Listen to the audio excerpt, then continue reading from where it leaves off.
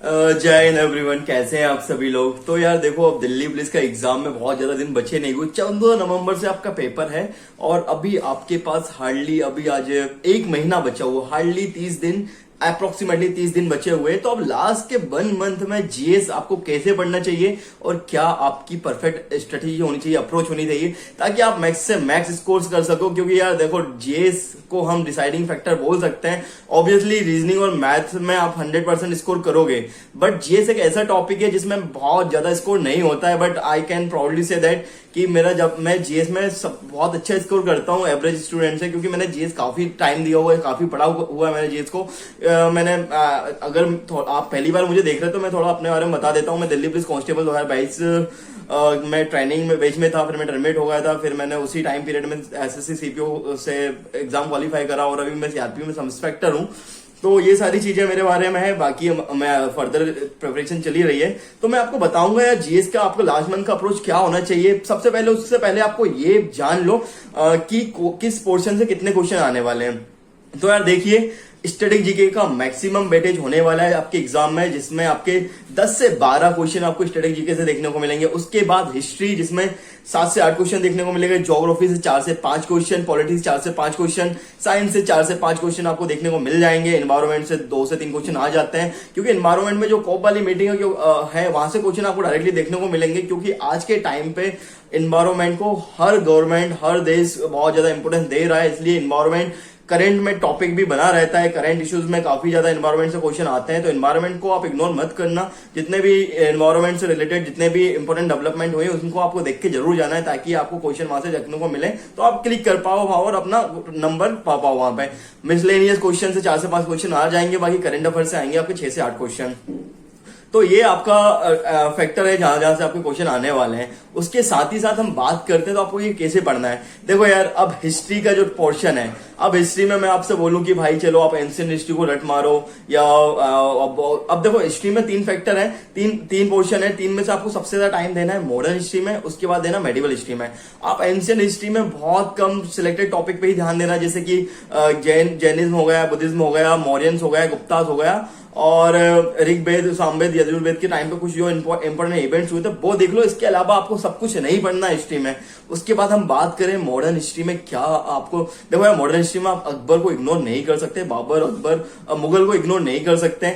बाकी जितने भी इंपोर्टेंट आर्किटेक्चर्स हुए थे, जितने भी इंपोर्टेंट बैटल हुई थी, जितने भी इंपोर्टेंट ट्रीटीज हुई थी, बहुत सारी चीजें देख के जाना है। जितने भी इंपोर्टेंट इन्वेजन हुए थे वो सब आपको देख के जाना है। बाकी गांधीयन एरा बहुत ज्यादा जरूरी हो जाता है, सीधे सीधे क्वेश्चन देखने को मिलेंगे, और तो ये सारी चीजें आपको ध्यान रखना है। उसके बाद ज्योग्राफी में रिवर्स को इग्नोर मत करना है, उसके रिवर्स को इग्नोर मत करना, माउंटेन रिवर्स, ये सारी चीज देखना। बाउंड्रीज के बारे में देख लेना, क्योंकि बाउंड्रीज से क्वेश्चन आते हैं, कंट्रीज, नेबरिंग कंट्रीज की बाउंड्रीज से क्वेश्चन आते हैं। उसके साथ ही साथ पॉलिटी की अगर हम बात करें इंपोर्टेंट फीचर की, तो फंडामेंटल राइट को इग्नोर मत कर देना, प्रेसिडेंट को इग्नोर मत कर देना।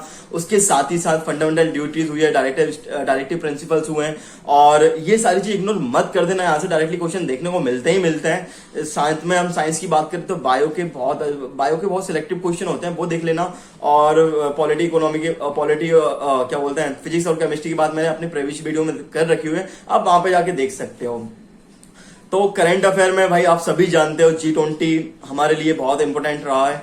एशियन गेम्स से क्वेश्चन बन सकते हैं क्योंकि रिसेंटली हुआ है। उसके साथ साथ स्पोर्ट्स के करंट अफेयर को इग्नोर मत करना, जितने भी इंपोर्टेंट सबमिट हुई उनको इग्नोर मत करना। जितने भी इंपोर्टेंट अभी, जैसे कि रशिया यूक्रेन का वॉर चल रहा है, अभी इसराइल और इसका फलस्तीन का भी हो गया, तो ये सारी चीजें बहुत इंपॉर्टेंट हो जाती है एग्जाम पर्सपेक्टिव पे, तो ये चीजें इग्नोर मत कर देना। बाकी स्पोर्ट्स से मैक्सिमम क्वेश्चन देखने को मिलेंगे। और साथ ही साथ जनरल स्टडीज में स्टैटिक जीके की अगर हम बात करें तो डांसेस हो गए, फोक डांसेस हो गए, और जो अपने इंस्ट्रूमेंट प्लेयर्स होते हैं उनके वो हो गए, घराने हो गए, ये सारी चीज आप इग्नोर मत कर देना। डायरेक्टली क्वेश्चन देखने को मिलता है, और आजकल एसएससी का ट्रेंडिंग क्वेश्चन तो ये घराने हो गए, डांस हो गए, इंस्ट्रूमेंट्स हो गए, ये सारे बहुत ज्यादा हो गए। तो ये ट्रेंडिंग क्वेश्चन में तो ये चीजें आप इग्नोर मत करना, डायरेक्टली देखने को मिलते हैं, तो इन पर ज्यादा से ज्यादा ध्यान रखना। बाकी पढ़ना कहां से, तो देखो यार, अब कोई भी बुक नहीं खरीदनी है। जो आपने नोट्स बनाए रखे हैं, क्लास नोट्स बनाए रखे हैं, उन पे ज्यादा फोकस करो। उसके साथ ही साथ जो भी प्रीवियस ईयर की बुक आपने लगा रखी है उसी को मल्टीपल टाइम रिवाइज करो, उसी से मल्टीपल टाइम 1 से 2 बार कम से कम लगाओ 30 दिन के अंदर, ताकि आपके मैक्सिमम क्वेश्चन वहां से बने। साथ ही साथ अगर आपको कोई नया प्रैक्टिस सेट लॉन्च कर रहा है या नई बुक कोई मार्केट में आ रही है तो यहाँ पे भटकना नहीं है। अब आपको मैक्सिमम क्या करना है, मैक्सिमम रिवीजन करना है, मॉक देना है और क्विजेस लगाने हैं। क्विजेस में आपकी प्रैक्टिस अच्छी खासी हो जाएगी। बाकी मॉक को इग्नोर नहीं कर सकते। बाकी प्रीवियस ईयर क्वेश्चन के जितने भी जीएस के पहले क्वेश्चन आ रखे हैं, हिस्ट्री, ज्योग्राफी, पॉलिटी, इकोनॉमी, सब के सब लगा दो, ताकि आपका वो, क्योंकि वो एग्जाम पैटर्न ऑलरेडी एसएससी ने पूछे हुए क्वेश्चन है और दिल्ली पुलिस में जो क्वेश्चन आ रखे हैं, तो वहीं से कहीं ना कहीं क्वेश्चन आपको सिमिलर क्वेश्चन देखने को मिलेंगे। अगर वो क्वेश्चन आपसे बनेंगे डेफिनेटली आपका कॉन्फिडेंस भी बूस्टअप होगा। तो ये चीजें आपको ध्यान रखना है।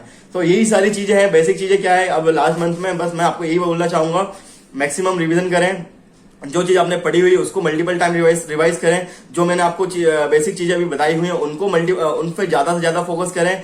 नई चीज के पीछे मत भागे, नहीं तो आप अपना टाइम खराब करोगे। कोई प्रैक्टिस बेच लॉन्च कर रहा है, कोई कुछ कर रहा है, इन सब चीजों के पीछे ना भागें। और उसके बाद रिवीजन करें, मॉक टेस्ट लगाएं, क्विज़ेस लगाएं और मैक्स अपने ऊपर ही फोकस करें, अपने ऊपर ही टाइम दें, अपने रिवीजन पे टाइम दें, सेल्फ स्टडी पे ज्यादा से ज्यादा टाइम दें। यही टाइम है जहां पे आपको सेल्फ एनालिसिस करना है, सेल्फ स्टडी करना है, दैट्स इट। बाकी नई चीजों का कुछ भी नया आ जाए उस पर ध्यान नहीं भटकाना है। कोई कुछ ला रहा है, कोई कुछ ला रहा है, उन पर ज्यादा टाइम बर्बाद नहीं करना है। यही अप्रोच होती है। इसी अप्रोच से हर बंदा एग्जाम क्वालिफाई करता है और आने वाले टाइम पे भी इसी अप्रोच से एग्जाम क्वालिफाई होंगे। और जिनने एग्जाम क्वालिफाई करे उनका भी यही सिंपल सा फंडा होता है, सिंपल स्ट्रेटेजी होती है। So that's all about GS. बाकी अपने ऊपर मेहनत करें। और वो कहते हैं ना कि सेनानी करो प्रण, अबे सारा आकाश तुम्हारा है, ये नए दमन के बुझते हैं, भाभी इतिहास तुम्हारा है, भाभी इतिहास तुम्हारा है। तो सबके सब लग जाओ, you all are the warrior. अब ये लास्ट का 1 मंथ है तो एक वॉरियर की तरह सबके सब लग जाओ। अब युद्ध में के मैदान में उतरना है। एग्जाम कहीं ना कहीं युद्ध से कम नहीं होता है, तो अपना सर्वोच्च निछावर कर दो इस एग्जाम के लिए, तब जाके आपका एग्जाम क्वालिफाई होगा, तब जाके वो आपका यूनिफॉर्म का सपना पूरा होगा। Thank you so much. Video अगर इन्फॉर्मेटिव लगी है तो चैनल को सब्सक्राइब करें, वीडियो को लाइक करें और कमेंट में जरूर बताएं आपकी जो भी क्वेरी हो उसके ऊपर हम बात करेंगे। Thank you so much. जय हिंद।